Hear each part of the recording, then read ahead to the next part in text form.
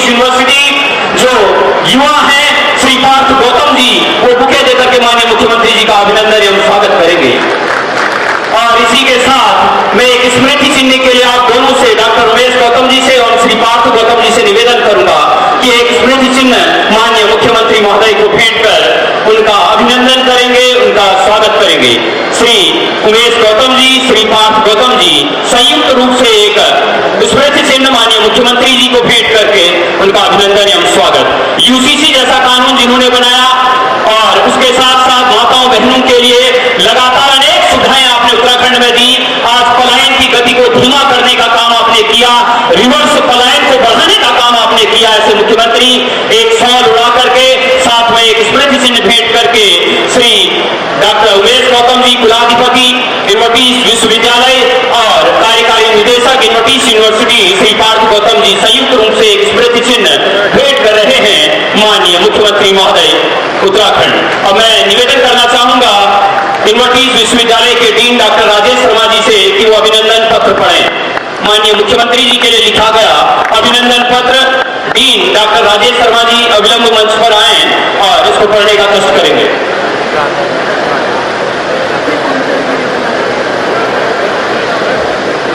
माननीय मुख्यमंत्री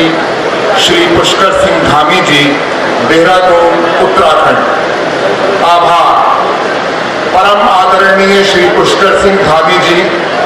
देवभूमि उत्तराखंड के सपूत परम आदरणीय मुख्यमंत्री श्री पुष्कर सिंह धामी जी, नाथनगरी बरेली की इस पावन धरा पर आपका हार्दिक स्वागत एवं अभिनंदन होना चाहिए। ऐसे भारत माँ के लाडले लाल, माटी के सपूत, देवभूमि से हमारे यहाँ पधारे गौरवशाली युवा नेता, हिंदुस्तान के युवा ब्रह्मांड के सशक्त हस्ताक्षर माननीय मुख्यमंत्री पुष्कर सिंह धामी जी को सीधे आमंत्रित करता हूँ, वो आए और इस जनसभा का मार्गदर्शन करे। माननीय धामी जी, एक बार करतल ध्वनि से आपका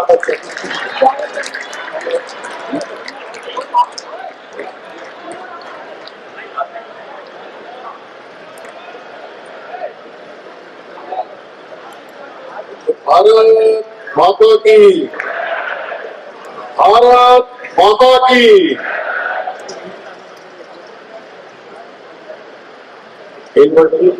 विश्वविद्यालय द्वारा आयोजित इस समाज आर्थिक संहिता और कानून के लागू होने के अवसर पर आयोजित इस कार्यक्रम में अभी आपने जिनको सुना, मेरे बहुत बचपन के मित्र,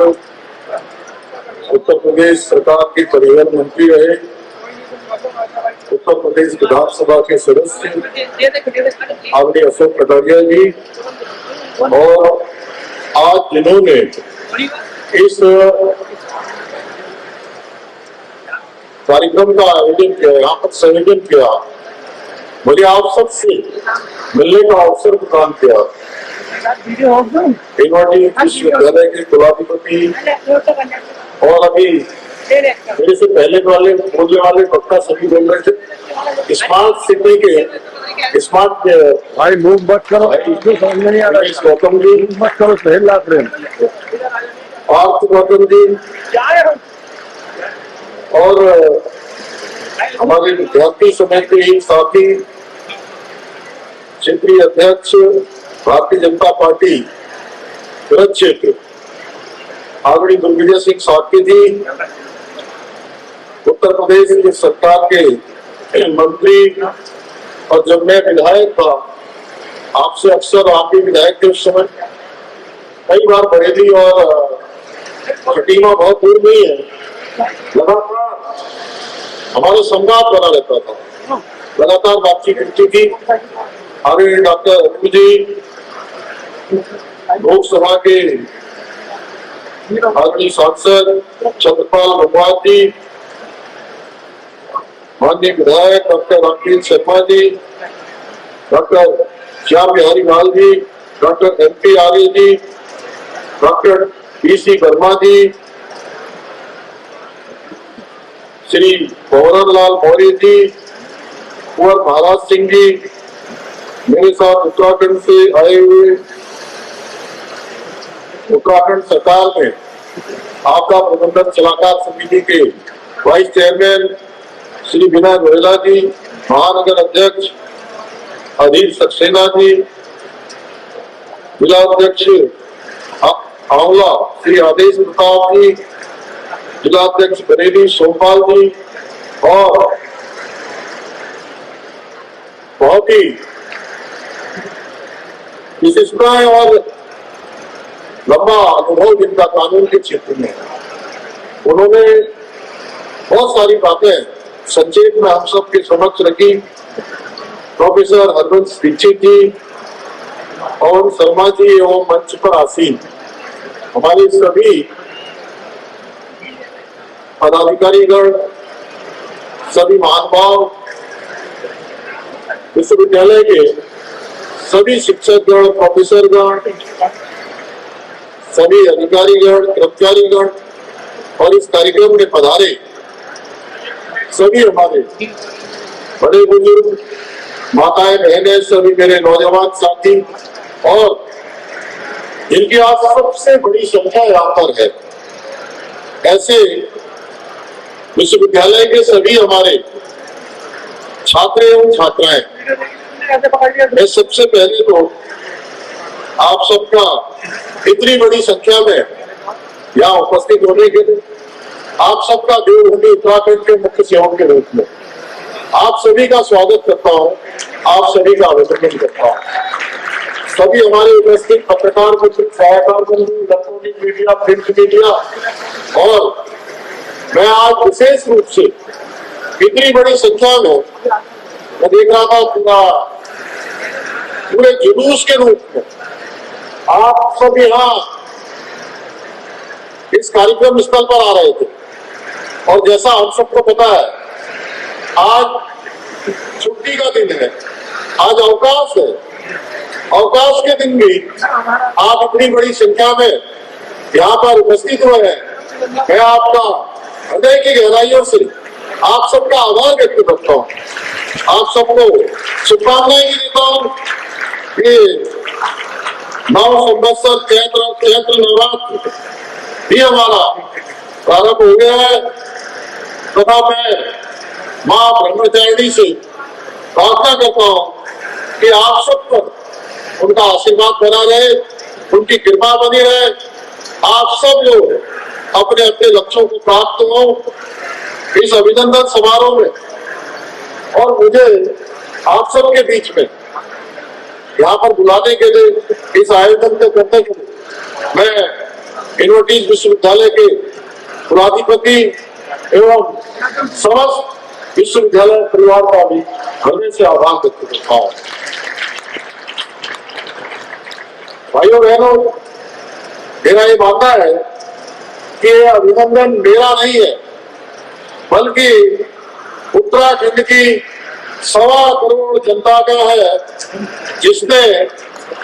देवभूमि उत्तराखंड में राज्य बनने के बाद, जब से राज्य की स्थापना हुई, हर चुनाव में, हर बार विधानसभा का चुनाव होता था और हर चुनाव में जिस पार्टी की सरकार होती थी वो सरकार बदल जाती थी। पहली बार देवभूमि उत्तराखंड की जनता ने हमारे संकल्प को आगे बढ़ाते हुए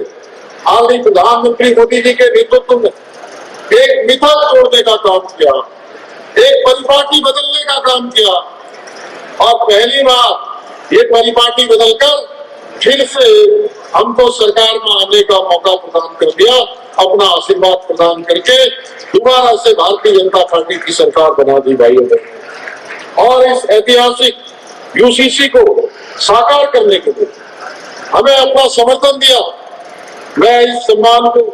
अपने राज्य की उस बेहद जनता को समर्पित करता हूं जिन्होंने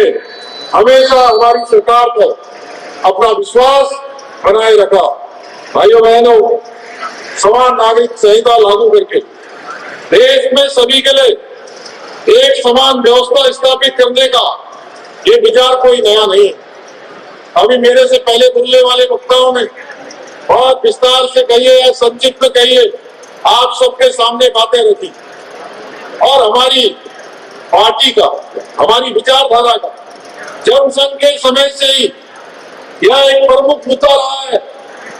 यहाँ तक कि संविधान निर्माताओं ने भी इसे संविधान के नीति निर्देशक तत्वों में सम्मिलित किया था। मुझे गर्व है कि हमने उत्तराखंड में सबसे पहले समान नागरिक संहिता लागू कर संविधान निर्माताओं को भी सच्ची श्रद्धांजलि अर्पित करते हुए अनुच्छेद 44 की भावना को साकार करने का काम किया है। भाइयों बहनों, आज हम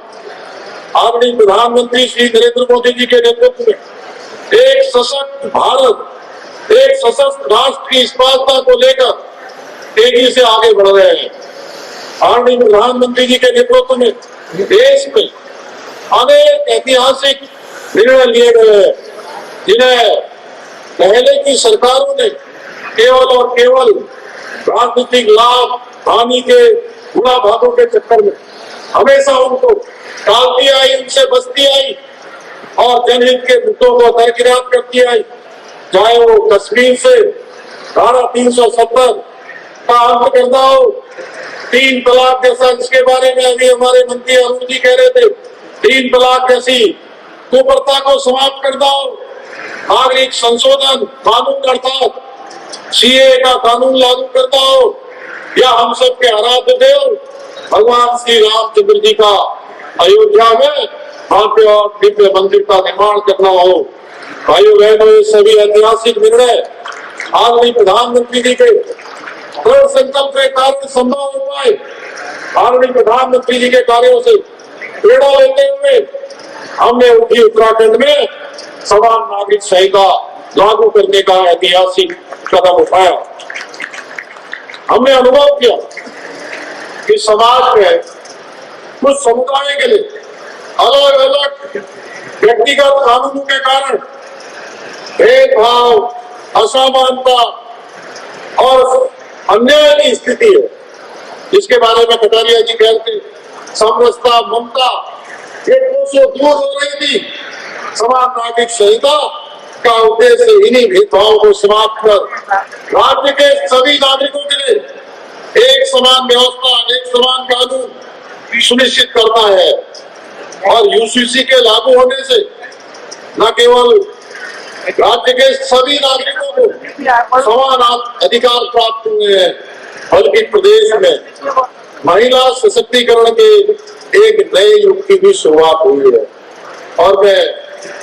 इसमें कहने में मुझे कोई संकोच नहीं है कि देश के अंदर जो हमारी 50% आबादी मातृशक्ति है, 50% आबादी का 100% का कानून कोई कानून है तो समान नागरिक संहिता का कानून है। यूसीसी के माध्यम से उत्तराखंड की मुस्लिम बहन बेटियों को अब बहुत सारी चुनौतियों का सामना नहीं करना पड़ेगा, हलाला का सामना नहीं करना पड़ेगा, इज्जत का सामना नहीं करना पड़ेगा, बहु विवाह, बाल विवाह और 3 तलाक जैसी चुनौतियों से उनको मुक्ति मिली है। इसके साथ ही यूसीसी लागू होने के उपरांत अब किसी भी महिला को उत्तराधिकार या संपत्ति के अधिकार में भी भेदभाव का सामना भी नहीं करना पड़ेगा। इतना ही नहीं, समान नागरिक संहिता से न्यायिक प्रक्रिया भी सरल होगी, आसान होगी और तेज होगी। बहुत सारे जो मामले आज न्यायालयों में भी आज विचाराधीन है, उन सब पर भी निर्णय की प्रक्रिया और तेज गति से आगे बढ़ेगी, जिससे अनावश्यक रूप से मुकदमों में भी कमी आएगी और न्यायपालिका का बोझ भी कम पड़ेगा। भाइयों बहनों, ये कानून कोई सामान्य कानून नहीं है, बल्कि लाखों महिलाओं के अधिकारों का एक सशक्त सुरक्षा कवच है जो वर्षों से समानता की प्रतीक्षा कर रही थी। मैं आप सभी को बताना चाहता हूं कि उत्तराखंड में यूसीसी लागू करने के बाद जब भी हमारी मुस्लिम बहनें मुझसे मिलती है तो हमेशा हमारे इस कदम के लिए मुझे धन्यवाद देती है कि हमने राज्य में यूसीसी जैसा कानून लागू करने का साहस दिखाया है। आज के इस अवसर पर मैं एक बात और आप सबके समक्ष स्पष्ट कर देना चाहता हूं, क्योंकि यहाँ पर मैं देख रहा हूं कि उमेश जी ने संयोजन यहाँ हमारे लोकतंत्र के सभी मजबूत स्तंभों को यहाँ पर एकत्रित किया है। हमारे जो है लोकतंत्र के चौथे स्तंभ हमारे पत्रकार भाई भी बड़ी संख्या में है और आने वाला भारत का भविष्य भी यहाँ पर है। हमारे छात्र हैं, छात्राएं हैं, नौजवान हैं, युवा हैं और हर वर्ग की क्रीम है। मैं कहूँ कि कोई वर्ग ऐसा अछूता नहीं है जो मुझे यहाँ पर दिखाई नहीं दे रहा, क्योंकि मैं बरेली के भी बहुत सारे लोगों को व्यक्तिगत रूप से जानता हूँ,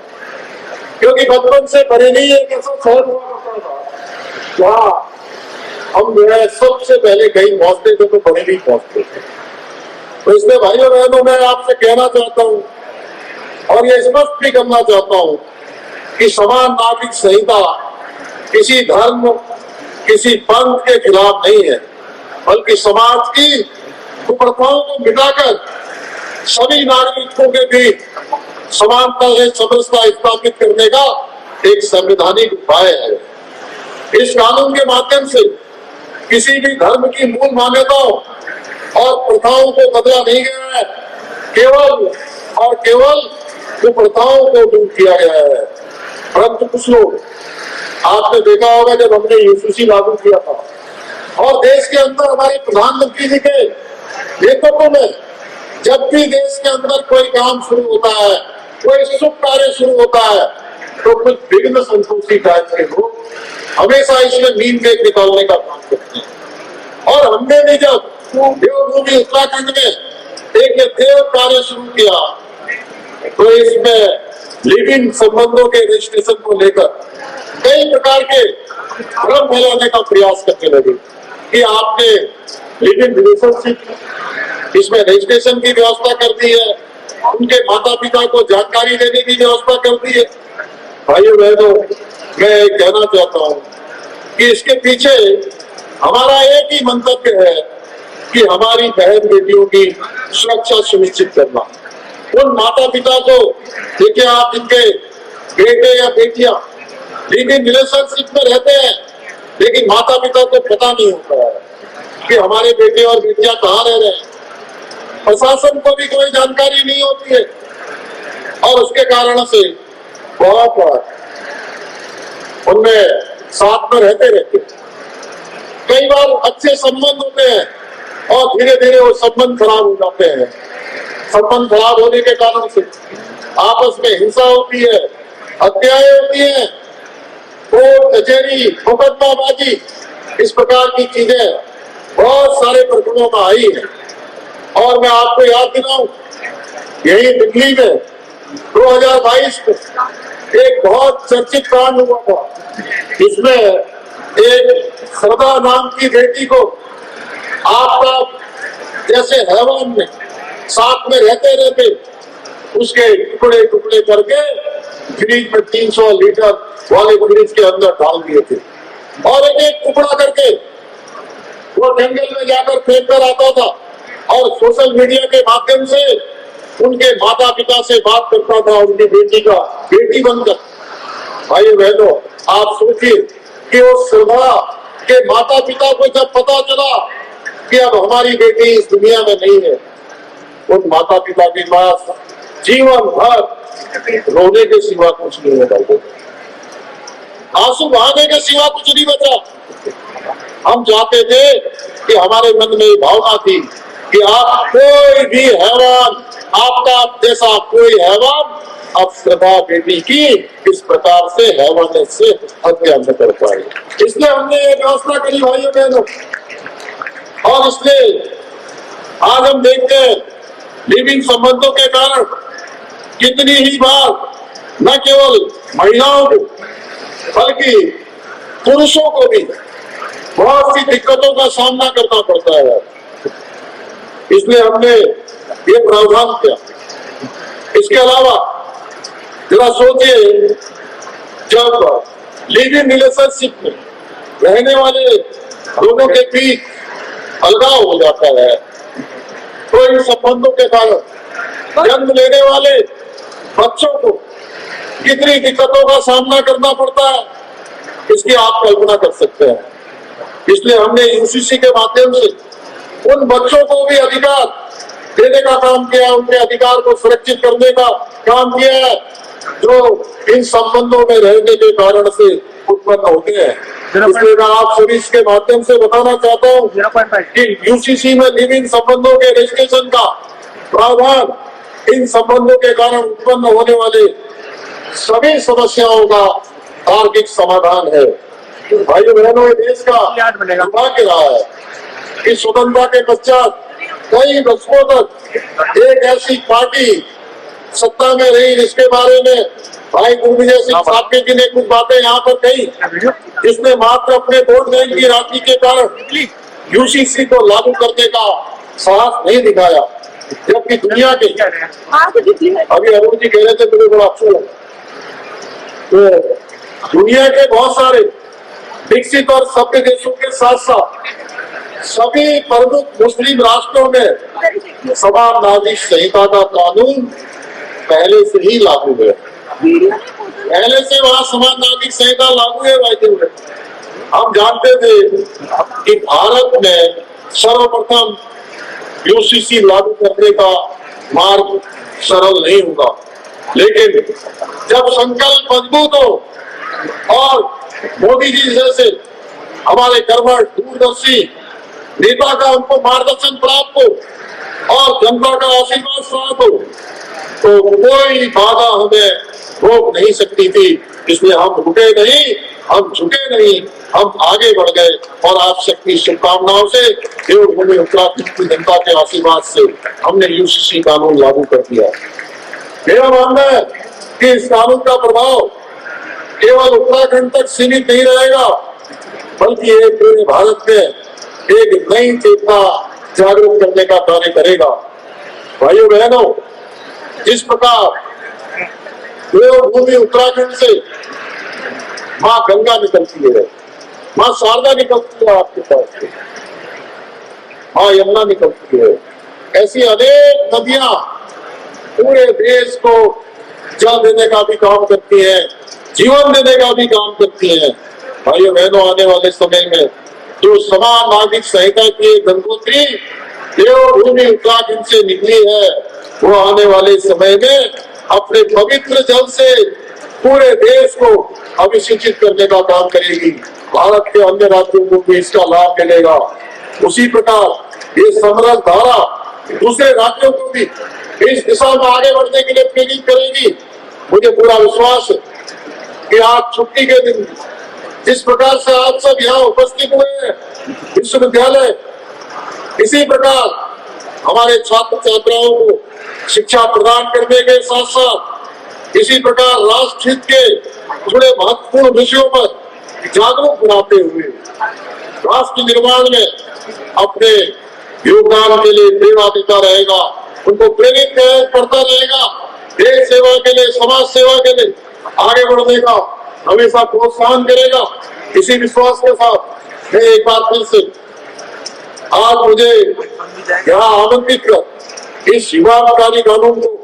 धरातल पर आशीर्वाद देने के लिए और मेरे एक प्रतिनिधि के रूप में उत्तराखंड की सम्मानित जनता को सम्मानित करने के लिए मैं मंचा सिंह, हमारे सभी महानुभावों का, उमेश जी का, अशोक जी का, पार्थ का और आप सभी का हृदय की गहराइयों से आभार व्यक्त करते हुए अपनी बात को समाप्त करता हूँ। बहुत बहुत धन्यवाद। जय हिंद, जय भारत। बहुत बहुत धन्यवाद। जोरदार तालियां माननीय मुख्यमंत्री महोदय के लिए। बहुत सुंदर प्रभावी उद्बोधन आपके लिए, आपके द्वारा। और कहा भी गया कि मैं उस माटी का वृक्ष नहीं जिसको नदियों ने सींचा है, बंजर भूमि में बनकर मैंने मृत्यु से जीवन खींचा है। मैं पत्थर पर लिखी इबारत हूँ, शीशे से कब तक तोड़ोगे, मैं रुकने वाला नाम नहीं, तुम मुझको कब तक रोकोगे।